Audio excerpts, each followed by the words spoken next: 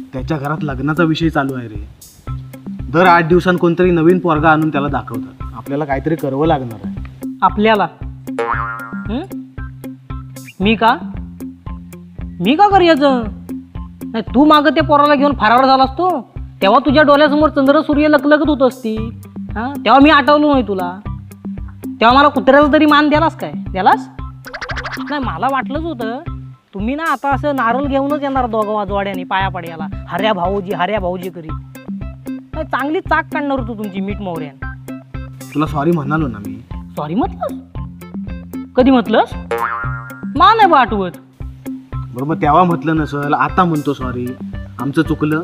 आमची जी काही चूक वाग झाली असेल ना ती पोटात घे आणि मला माफ कर. त्याला फेडला नवस. म्हणजे कारभार करायचा तू, नाही गरबार राहायचा आम्ही.